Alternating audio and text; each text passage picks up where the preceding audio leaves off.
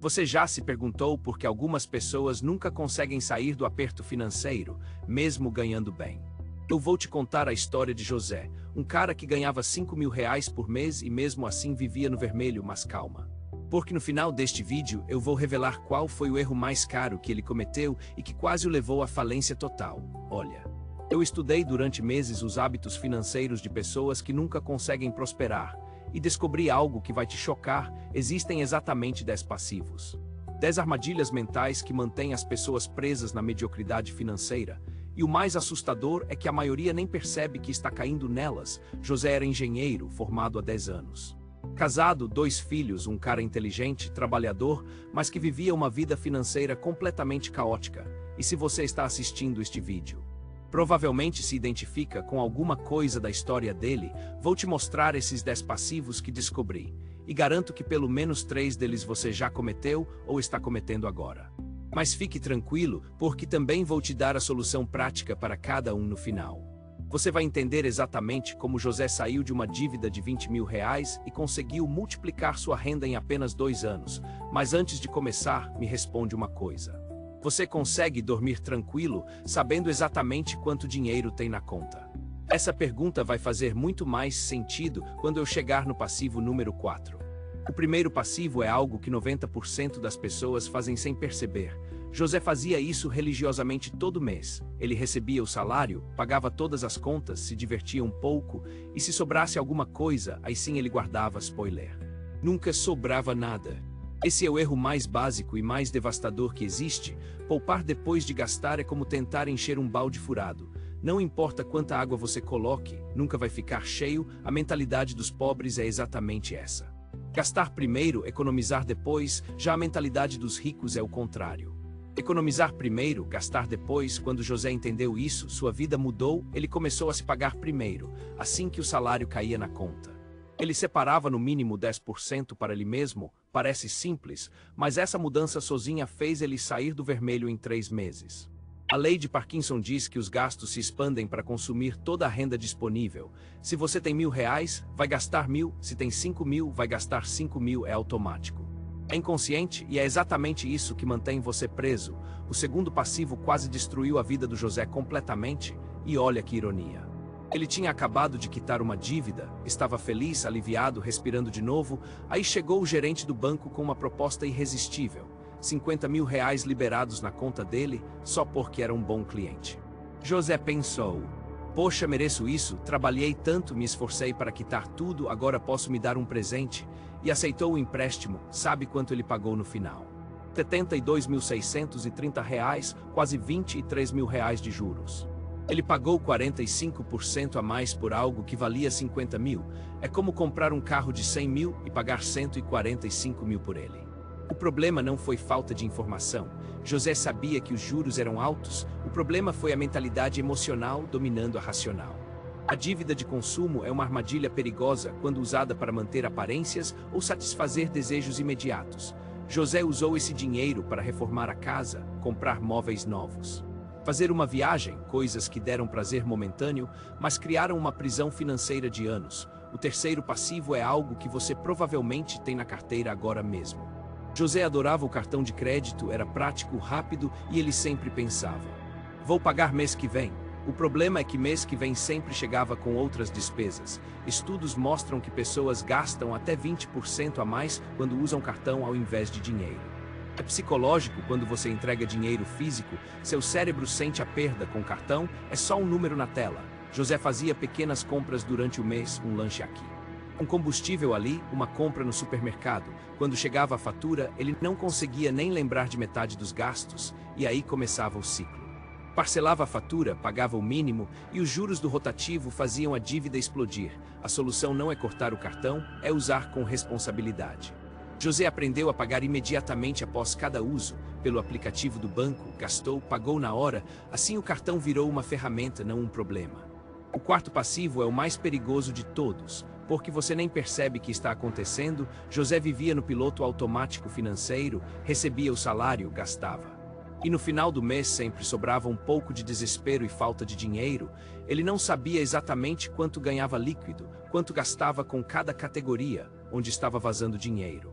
Era como dirigir de olhos vendados, você pode até chegar ao destino, mas provavelmente vai bater no caminho. Quando José finalmente sentou para organizar as contas, teve um choque. Descobriu que estava gastando R$ 400 por mês em assinaturas que nem usava, Netflix, Spotify, academia que não frequentava, revista que não lia R$ 400. Em um ano são quase R$ 5.000 jogados fora, mas a descoberta mais importante foi que ele podia viver tranquilamente com 70% do que ganhava. Os outros 30% estavam sendo desperdiçados em coisas supérfluas. Aí que entra a regra 70-30 que mudou a vida dele, 70% para custeio de vida.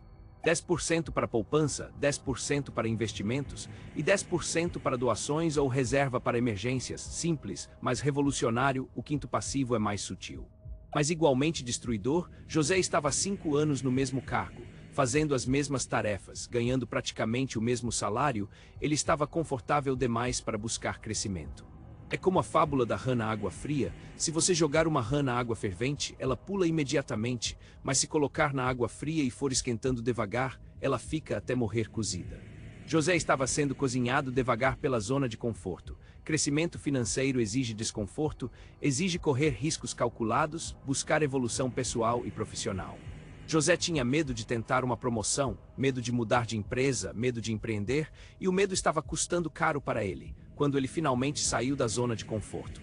As coisas começaram a mudar, pediu uma reunião com o chefe, apresentou um projeto, mostrou resultados em 6 meses, conseguiu a promoção que estava evitando há anos. O sexto passivo vai te fazer repensar como você usa seu tempo. José chegava em casa e ligava a televisão, passava 5 horas por dia assistindo Netflix, navegando no Instagram, vendo vídeos aleatórios no YouTube 5 horas. 1/3 do tempo acordado dele. Tempo é o recurso mais valioso que existe. Você pode ganhar mais dinheiro, mas nunca pode ganhar mais tempo. E José estava desperdiçando esse recurso precioso em entretenimento vazio. Ele decidiu trocar 2 dessas 5 horas por investimento em conhecimento. Começou a estudar, fazer cursos online, ler livros sobre sua área. Em 2 anos, José se formou em uma pós-graduação e foi promovido. O aumento de salário foi de 50%.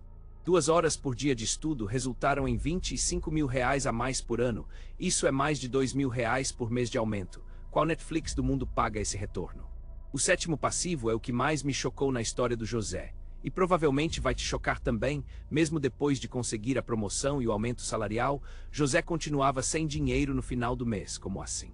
Simples, ele aumentou os gastos na mesma proporção da renda, começou a jantar fora mais vezes, comprou roupas mais caras, fez viagens mais luxuosas, se mudou para uma casa maior com aluguel mais alto. É a inflação do estilo de vida. A lei de Parkinson atacou novamente. Quanto mais você ganha, mais você gasta. José estava na mesma situação financeira de antes, só que com um padrão de vida mais alto. O problema persistia. A solução foi voltar ao orçamento e ter consciência sobre cada gasto. Não que ele não pudesse se dar algumas regalias, mas precisava ser intencional, não automático. Definiu um valor fixo para lazer e luxos, e não passou disso mesmo ganhando mais. O oitavo passivo custou muito caro para o José. Literalmente, ele tinha um carro que funcionava perfeitamente.